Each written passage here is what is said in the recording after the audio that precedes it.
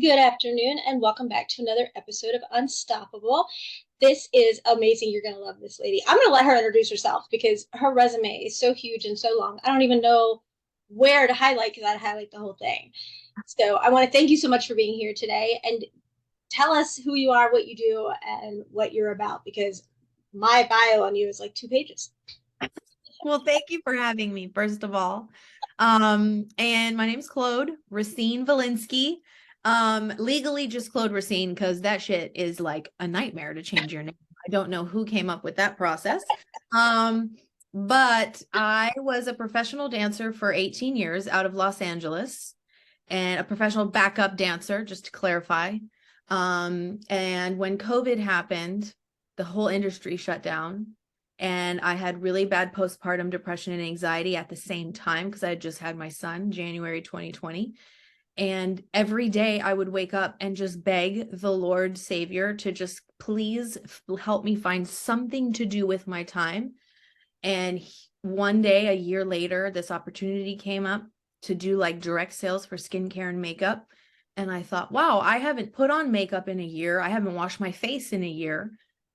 And I think that would be fun. So I did that.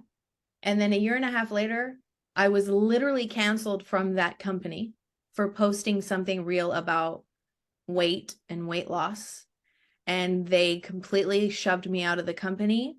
And then a month later, I decided to start coaching online and help women do basically the same thing that I did for myself, which was lose 35 pounds, reverse my Hashimoto's, and heal postpartum depression and anxiety.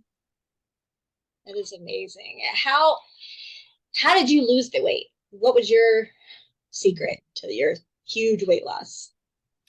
Definitely adopting an anti-inflammatory diet. So when I learned about inflammatory foods that were like that, it's literally the root cause of all disease, of all chronic disease, diabetes, cancer, autoimmune. When I started that and removed gluten, dairy, I had to remove soy and alcohol from my diet.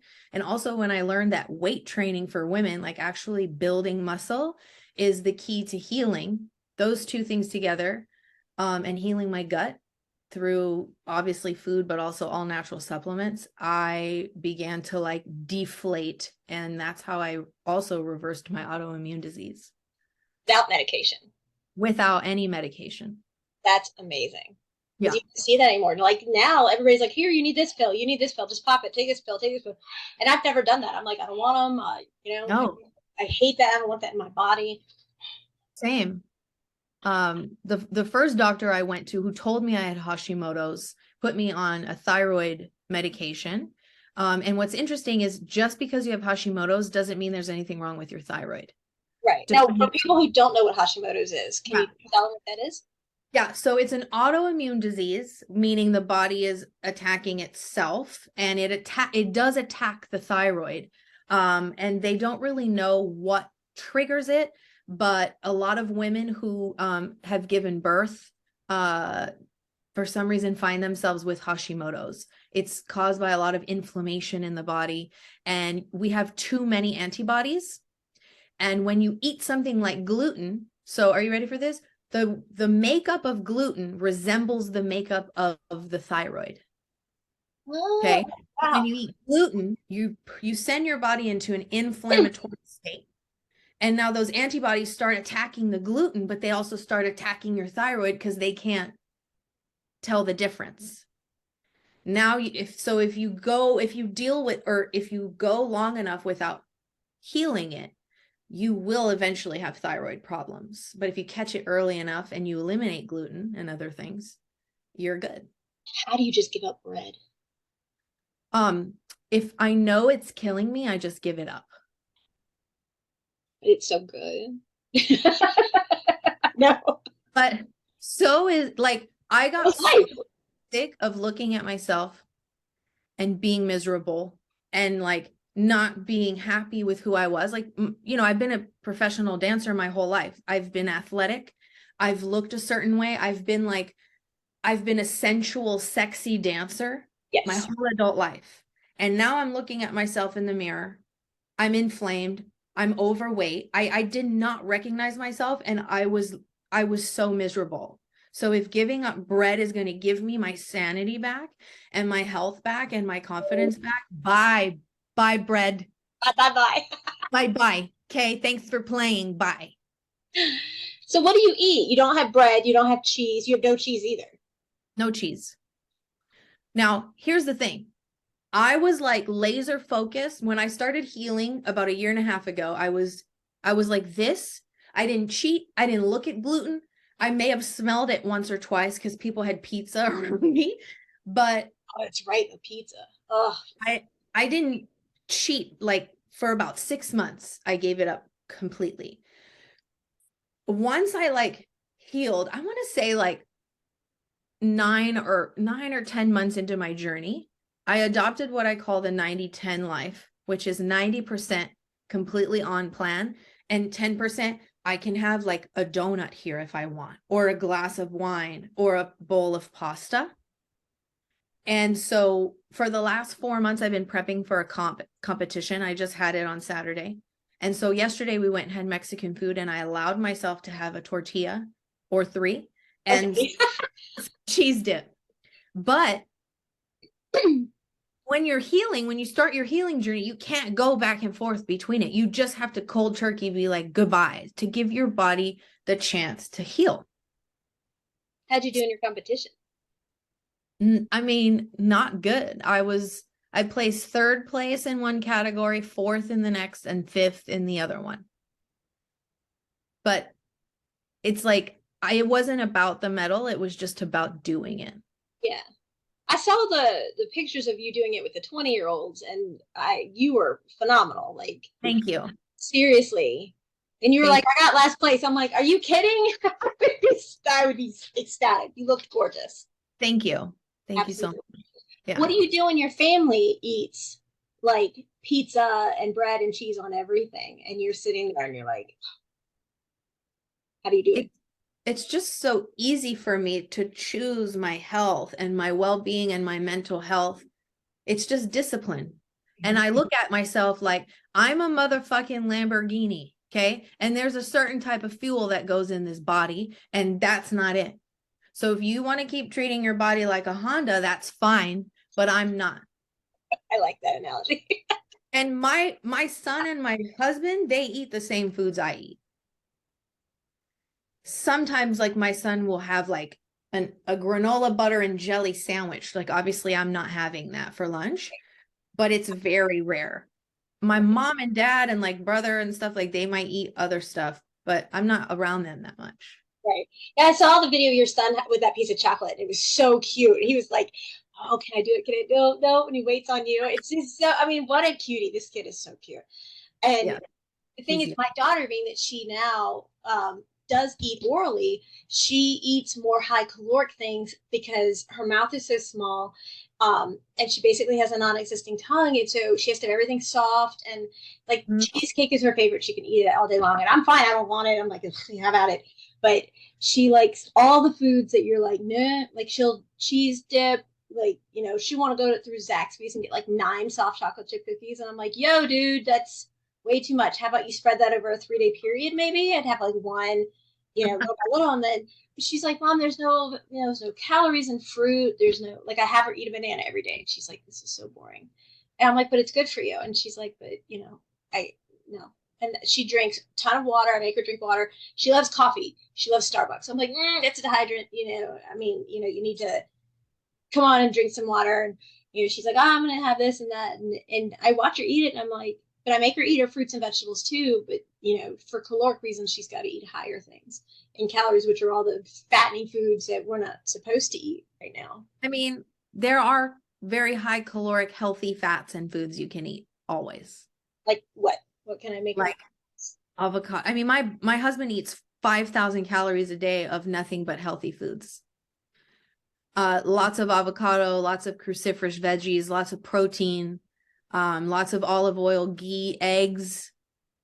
That's basically our diet. Arugula, we eat lots of steak. Those calories will add up, trust me.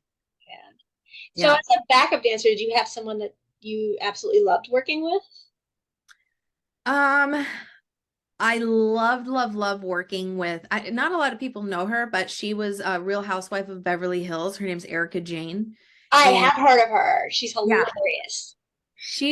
I only worked with her, I think 3 times, but like her and her whole team, they just always took care of us. Like we were treated like celebrities. Um, she was awesome. And then I also went on tour with Corbin Blue. He was from High School Musical. No. And that was probably like one of my favorite jobs ever. Uh-huh. I want Yeah. to ask about J Lo because you always hear. Yeah, I did one video with J Lo and like she's just I love J Lo. Like I don't Really? yeah, I'm a huge fan of who she is as a woman, like her business Oh, ethic. absolutely. They say she's difficult to work with. I think people say she knows what she wants. Right. There's nothing wrong with that. And she's all about work. And I'm the same way. Like when we're at work, when we're in rehearsal, a lot of people confuse like, oh, it's fun, we're dancing and people talk, and it's like a very like unorganized environment. But she comes in, she means business, and she knows what she wants, and she's going to get it. She's not going to settle for less. What I loved about her is she walked in the room and acknowledged us. And there's a lot of people who we work for who don't even say hi when they walk in the room. Yeah, And that says a that's lot. a yeah, that's a weird, it's like, hi, hello, no, nothing. Like you don't have a show without me. You know that, right? Yeah. No, Is that nothing. someone that you absolutely didn't like working with at all that you don't want to name drop? Oh, I think like the hardest person to work for was Tony Braxton. really? Uh-huh. Yeah. Huh. It's Yeah. just She a just difficult. wasn't like super friendly, and like I don't think she liked me at all, which is fine, but it's a difficult environment to be in when like you just feel a lot of hate coming towards you. Yeah. But how could she hate you? You're like so easy to talk to and so personable. I don't get it. I think it's I don't know. People get very insecure in that industry, like very insecure. Do you have a person that you just jaw dropped over, like a celebrity moment when you're like, I can't believe I'm here working with this person? Oh my God. When we were on the set of Will and Grace, first of all, I did do a video with Chris Brown, and that was surreal. And he was so nice, and he was like gonna let me sit in his Lamborghini, but then we had to like shoot the next scene, and I was like, damn it. Um he's just so chill and nice. But when I did Will and Grace and my scene was to work with Megan Mullally and Sean Hayes, I literally like if you have to act normal, right? Like you Yeah. can't, you're working with them. Right. I was just like, I can't believe I'm teaching them how to do tap. Like this is crazy. This is crazy. Yeah. She looks like she would be so much fun. Um, Uh-oh. listen, I can't lie. We did not start off on a good foot, Okay. but then we were fine. I think, she choreographed at one point in her life, and she is a dancer, and like I think we came in and we were young looking and hip hop looking, and she didn't think that like we had any training. And then all of a sudden I started doing jazz, and she was like, oh, okay. Um, she like invited us to her trailer to like go over choreography. But when she first got there, my husband and I were ready. We had spent like 2 hours choreographing a number for her and the Anthony, her actor, like her co-actor in the scene. And she starts dancing, and I go, oh yeah, that's exactly what I envisioned, was you like coming through the door, shenanigans to the table. And she goes, yeah, let's just like do this organically. Meaning let me choreograph it and you just go over there and that's it. So she starts choreographing the whole scene. And I'm sitting over there like, and then they get stuck on this one part. And Anthony goes, well, why don't we ask them? Like, that's what they're here for. And she was Right. like, okay, yeah, let me see what you got.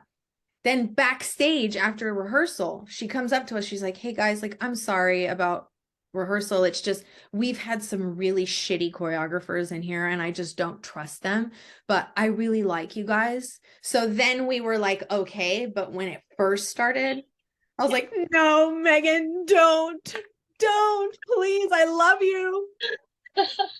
Have you ever thought about doing like Dancing with the Stars? No, I have not thought about dancing since I left 2 years Oh, ago. Yeah. really? I don't want to ever go back to that industry. Because you guys make the cutest videos together. They're so cute.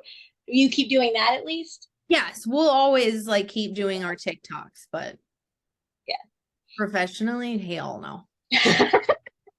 I'm good. So you went through, you had this cute little boy with his hair. Where does he get his curly hair from? Your husband? Oh, he he literally looks just like my husband. Okay, what this is my husband. Okay, That's actually your husband when he was a baby? that's actually my husband when he was little. I thought that was your son. But that's what I'm saying. They are actual twins. This is like, where's a picture of him? Oh my gosh, I have so many. But like, Oh, yeah. He that's his mini me. he's a spitting image of his dad. Like, I don't even know if I'm in there at all. And that's fine. That's fine. I'm fine. Do you want to have any more? Never. Never No. again. So No. how did you get over the postpartum depression? Because I mean, like a day with that I hear is just brutal. I mean, A year. yeah. I mean, I was like suicidal for a year. I didn't want to live this life anymore. It threw me for such a loop that I wasn't ready for. And um I think people will be like, well, to get out of depression, you just have to change your mind. But when you're depressed, you can't change your mind. Right. You have Yeah. no control over it. Like so I just kept moving. I kept going to the gym. I kept taking walks and I kept doing the things I knew I needed to do with my body. And eventually my mind caught up. And then eventually I learned that all of the shit I had been eating my whole life, because I was this big, I could eat what I want, right? Yeah. Coke, like Coca-Cola, like I mean, I would have Taco Bell, McDonald's, like as a dancer, I was like, I was eating whatever. You travel a lot, you eat like bad, bad, bad. And I learned that had I had an anti-inflammatory diet while I was pregnant, that I probably could have reduced the chances of having postpartum, because it's all connected, the gut, the hormones, the brain. So once I started to learn more about that and getting that in check, that also helped. Like I just became like clear-headed and you know, but in the beginning it was just get up, go work out in the garage because COVID was happening. You couldn't go to the gym. Right. And eventually my mind caught up to that. And then you just after a year just kind of changed your diet, you changed everything. So you get over that, and now what do you think is like the top reasons that is preventing women from actually losing their weight? What do you think is causing that? Well, I believe that it's all like it's gut related, it's liver related, which affects your hormones, and now you can't lose weight. Now you're dealing with estrogen dominance, you're dealing with insulin resistance and inflammation in the body that is causing your body to just hold on to all this weight and not properly metabolize and detox all the shit it needs to. Do you believe in fasting, or is that like a big I love fasting. do you Love, love, fast love. just with just doing water, or do you fast for everything altogether? And what's fasting look like to you? Yeah, just water fast. So I'll do like 1 36-hour fast a week. And I just do water and electrolytes and MCT oil if I need the energy. And that's it. And you haven't had any complications from fasting like that? No, like fasting is like the natural way for the body to heal. The things that are happening in your body when you fast are amazing. That's amazing. See, I think that I don't do sweet tea. I do unsweet tea for the caffeine. And like that's I can't be without that. That's the one thing I won't be able to do without. But that's my only vice is the unsweet tea. But I mean, that's where I want to be able to go to is the tea. But are you drinking unsweet tea? No, you're just drinking. What are you I drinking? drink coffee. I drink 1 cup of coffee every morning. See, and if you could see like so what do you think that women are doing so wrong? They just because they have so much going on in their life, they just pick up something quick and just eat whatever it is just to The Keep food going. is wrong, the sleep is wrong, and the stress is wrong. Women don't put themselves first, and that's your first mistake. I'll be the first to admit that. Absolutely right. Moms, especially, you take care of everybody else, and you're just food is it's either healing you or it's killing you. There is no in between. There is no, well, I only eat this much of it. It's killing you. Whatever you put in your mouth is either healing you or it's killing you. And that's the biggest culprit. And then women don't get enough sleep, and then they don't manage their stress. And now you've got a formula for disaster. You know, one thing I've learned, honestly, that really resonated with me, that a lot of the clients I work with said, was that they would sit there, especially going through the actual abuse, that they would sit there when they had a minute by themselves and they would just shove food in their face. And it was because it was the only thing they could control. You know, you can't control what he's going to do next or she's going to do next. And so they would just cram food in their mouth, even things they hated the taste of. But they felt like, if I just did that and I got that quick fix where that sugar fix comes on and makes you feel better about yourself, that was a way for them to have control over something. And they lose themselves in that food. And then they also have told me numerous times that it's a way for them to feel like not only do they have control, but maybe if they made themselves feel like they look on the inside, on the outside, then maybe their attacker will stop abusing them. And I never thought of it that way. I mean, it makes perfect sense, because if you're not attractive and you're being told you are not attractive every single day, then that's what you believe. That's your norm. That's what you hear from that person that you're supposed to be with. Yeah. Yeah. I've definitely never dealt with abuse, and the sad thing is like, you're using food as a coping mechanism, right? And that's where the danger lies, is I'm an emotional eater, or I'm so tired, so I turn to wine and food to cope. Yes. So I like to teach my clients to let go of the need to have anything to cope. Just confront your life, confront what's happening with nothing. Be happy with nothing. Don't sit there and think happiness lies in a cup of coffee or lies in pizza or in a glass of wine. Happiness is really finding joy and gratitude in life without any of those things.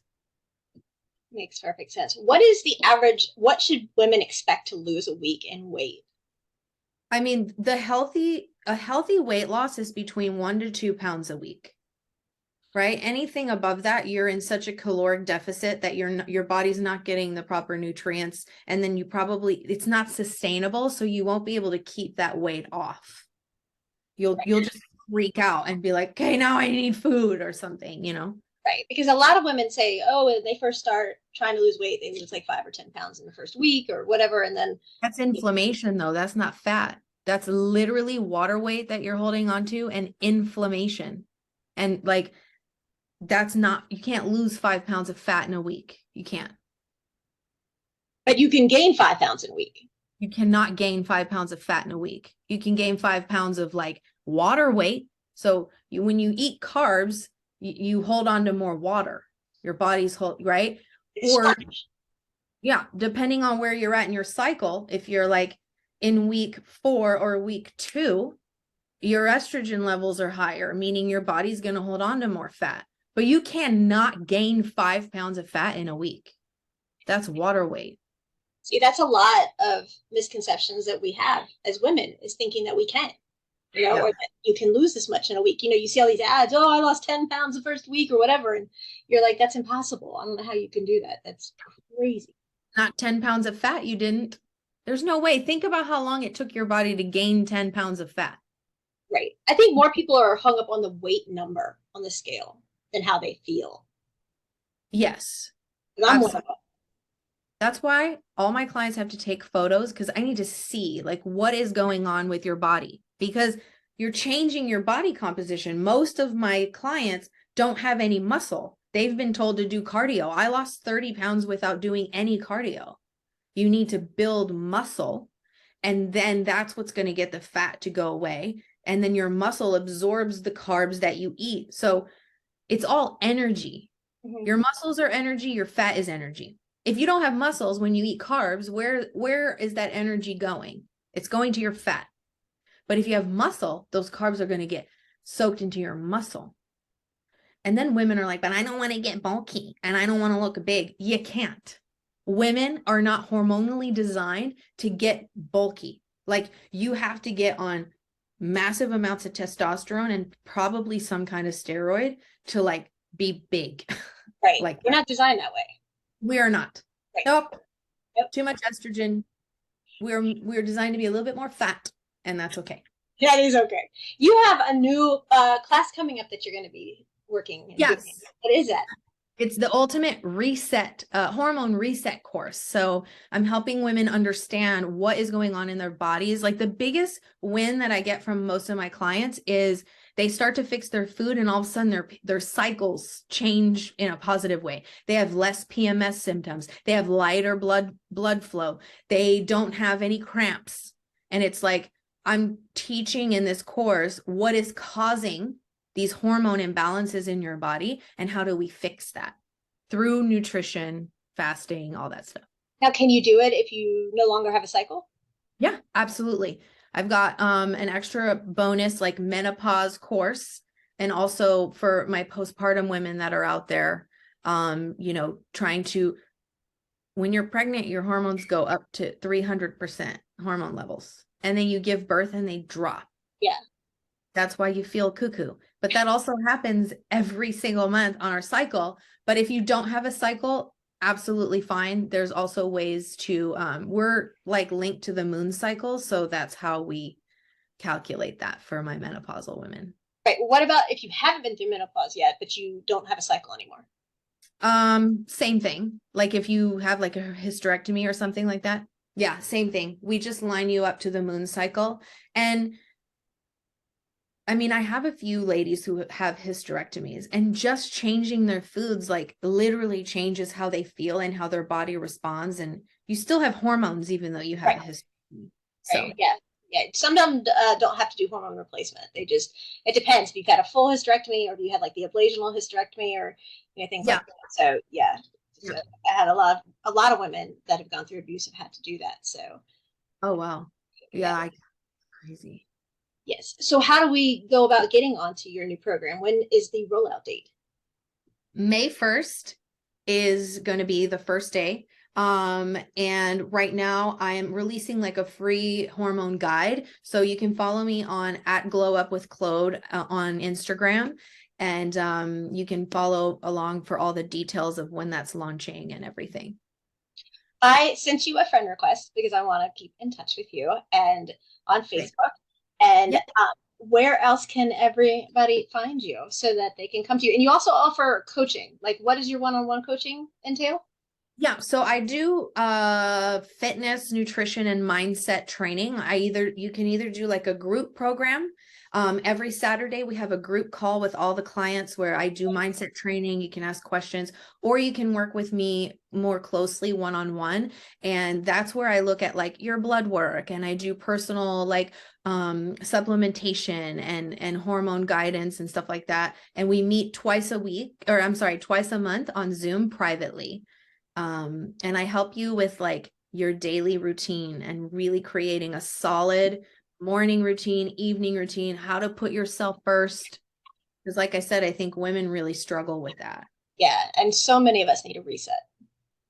So yes. And that's what saved me. Like I do this because this is what saved me. And now I just realize I have to pay that forward now and help other women, because it's crazy what we don't know about our own bodies.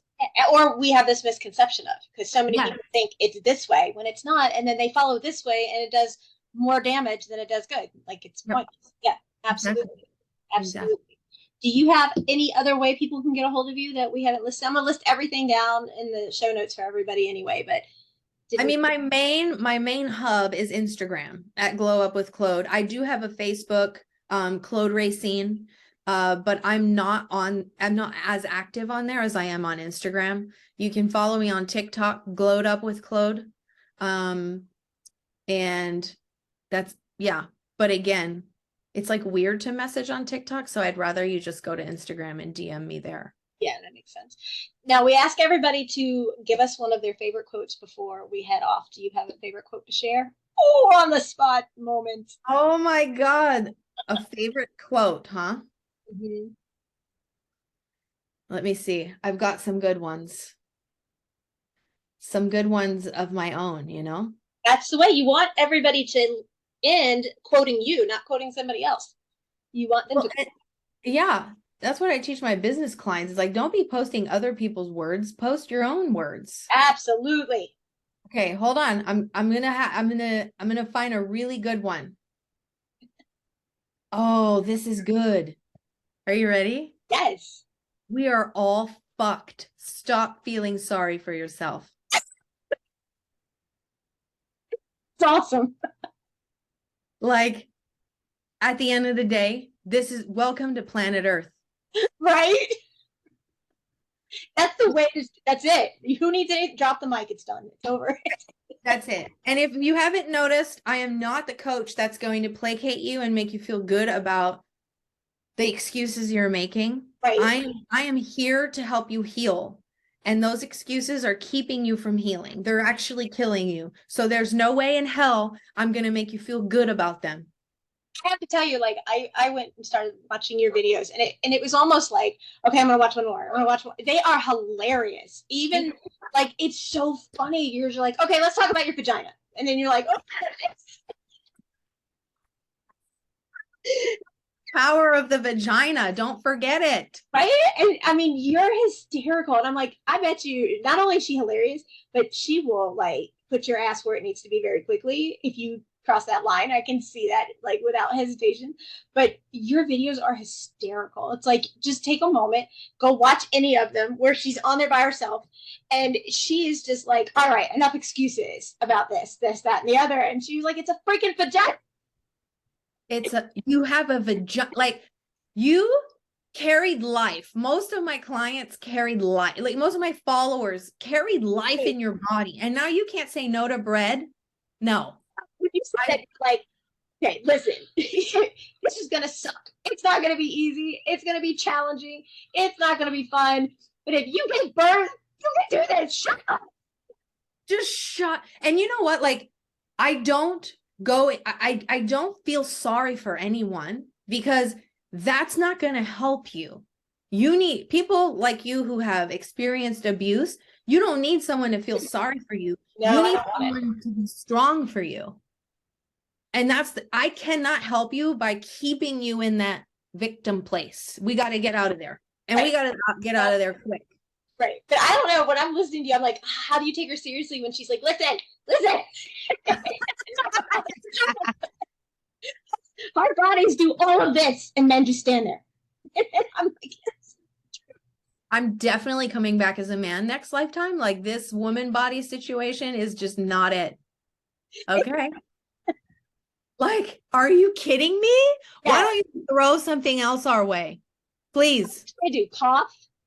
I mean, you squeeze something the size of a watermelon out of something that's teeny tiny and say how you feel. Well, I had a C-section, but like seriously. But even still, like you had your stomach cut open from hip to hip. Right. I mean, what's the worst that a man goes through? I mean, like a toothache puts him in the bed for a week. Right? Come on. And you know what? They're not built for that. They're built for other things. And that's fine. But I want to come back and be built for those things and not be built for the shit that women have to deal with. Right? Exactly. I just think it's hysterical. I love that when you do that because it's hilarious. You're like, what are you complaining about? It's not your body that just did a 180. You know, we give life. You know, what did you give? A headache. I mean, you know, but that's like, it's the world we live in too, where there's not a lot of respect shown toward women. We don't demand it. You know, we put all this, it's all about men and like, but I swear to God, there needs to be a 15-minute moment of silence every day from 2 p.m. to 2:15 p.m. Pacific time, where everybody shuts the fuck up, gets on their knees and bows down, all in honor of women. Because what? We don't get any recognition. None. And it's like, but we have to demand it, right? Right? We do. Stop putting men on a pedestal. Like, put yourself on a pedestal. Really think about what you've done as a woman. It's incredible. Right. I mean, it's so true. It's like we keep the home clean, we keep the kids educated, we take care of everything in the house and responsibilities. We're running businesses, we're writing books, we're doing this, is that, and the other. And then they expect us to like, look a certain way and dress a certain way and maintain a certain way. And it's like you can have a beer gut and you can like do whatever you want to do, and that's okay. But this has to be a certain really, you Yeah. know, you know Yeah. what I said? My husband gave me a hard time. We always make each other laugh. We've never had a fight in the whole time I've known him, over 20 years. And he said, he said, okay, he's like, let me hold your hand. Oh, wait, you don't have one. And he was trying to get it with comedy because I always laugh about something every time.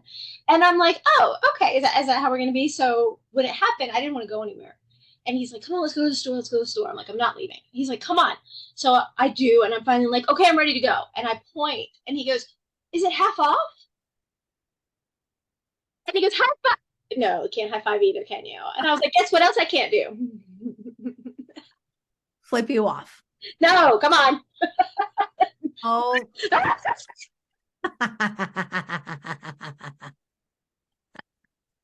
You lose, boy. You Right? lose. He's like, I nub you. And I'm like, that's what he says. I nub you. When we go out in public, he holds it. He holds the nub, and he's like, "I nub you." Oh my He God. did. He did try for 24 hours. He bandaged his up and put a sling on and tried to see what life would be like as an amputee. He couldn't do it. He couldn't make it through the day. He was like, "I don't know how you do this. I don't know how you get dressed. I don't know how you do your hair. I don't know how you do your makeup. I don't know how you shower. I don't know how you shave. I don't know how you do any of this." He's like, "I don't have a clue, and you won't let me help you." And so I did get my prosthetic arm, which is made a lovely decorative piece on my dresser because I refused to wear it. I had it custom made. I lost a lot of my art, my tattoos when I lost that section.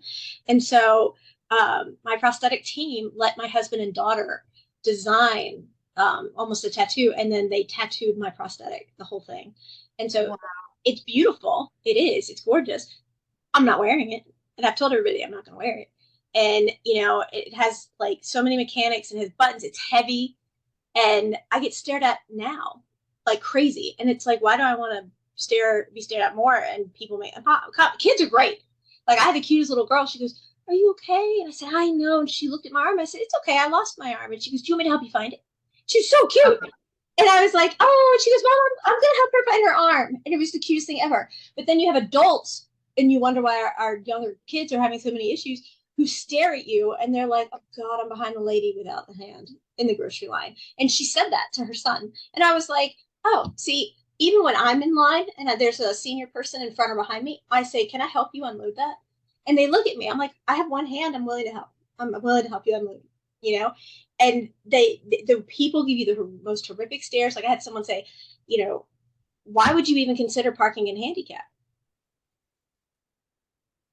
Because I'm missing an arm, you idiot. And I'm like, "Well, the great news is that I have hearing aids and I can turn this off and not hear you." It's like a lining on every dark cloud. It's I fantastic. love My husband will do it, and I'll just be like, it. Are you saying something? Can't hear you. "Can't hear you." And then my daughter will be like, "She's turned them off, right?" And he's like, "Are they on?" Huh? What? Are you talking? Yeah. Nothing. No wonder you guys don't fight. You just like shut it off. But no, we've never fought. We're always on the same page. I mean, he's amazing. But no, and I remind him, when we broke up 20 years ago, it was heart wrenching. It was the most scariest time of my life. I was just devastated. And my daughter reminds him all the time because he cheated on me. And my daughter reminds him all the time that, if you ever got dumb again, I'm going to, and I'm like, wow, she has no filter. Like, she doesn't care at all. So the other day, she's like, "Come on, Baskin Robbins, let's go." And he goes, "Baskin Robbins?" And he goes, "Well," she's like, "Well, I know you've had more than 31 flavors." Oh my, who is this child? I know, right? She's hilarious. Genius. She's hilarious. Hilarious. I love her. I love her. She's my spirit animal. She's That's so it. great. She's like, "If I decide to become a lesbian, you could teach me how to do everything." And I'm like, "Okay, that is more than enough. This conversation is." What? What? And I was like, "No." And I said, I don't care who you're with, as long as whoever you're with treats you well and with respect, and they don't put your hands on you in an unwarranted way. She's like, yeah, but if you want to learn how to do something, you go to the best, right? And she was like, he's like McDonald's with a now serving number. Wow. Yeah. And I'm like, that's. Oh gosh. And now we say a little prayer for me. Yeah. I'll give you one more before we go.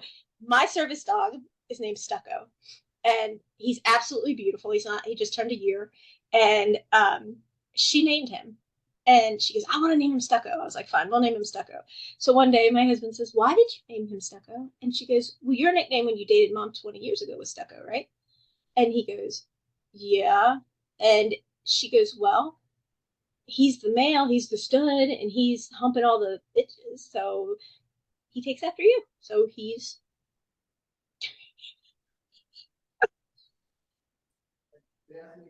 Your daughter rules. That's it. She rules the world.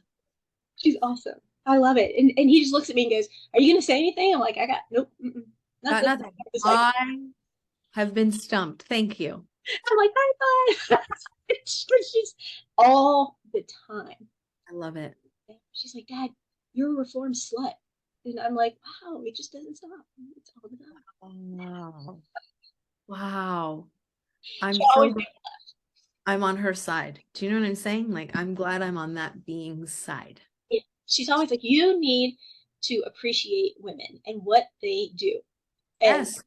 She tells me that all the time. And she was like, open the door for me. You work for me. She said that. She's like, you work for me. I pay your taxes. Let's go. And then she'll be like, I'm a best-selling author. What have you done? Open the book. Open the door. That's what I say. I pushed a baby out of my vagina with no drugs. What have you done? Open this door right now.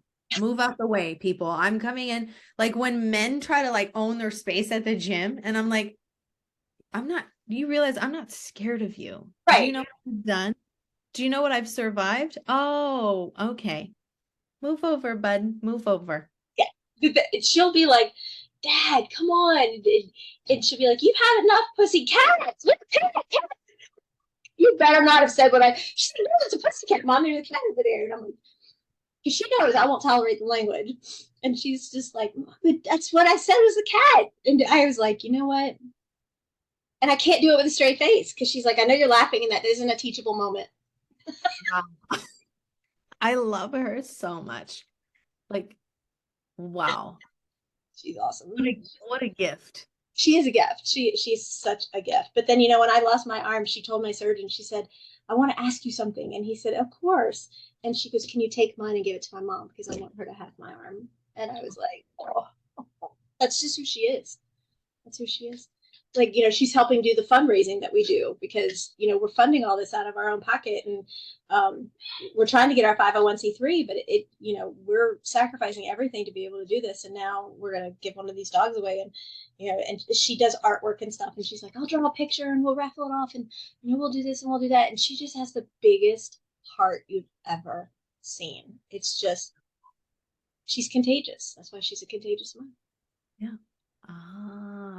Love that. Story. So beautiful. Really. I can't thank you enough for being here. Will you come back again? 100%. Will you come be on my podcast when 1,000%. Okay, good. I will. Heck yeah. Awesome. I'll even loan you the little red. Please. Let your husband have at her a minute. It won't last long. She'll take it. She'll have it. She'll be finished. Thank you so much for being here. I'm going to make sure everybody knows how to find you and get to you. And whatever I can do for you, please let me know. Thank you, Victoria. It's been a pleasure being here.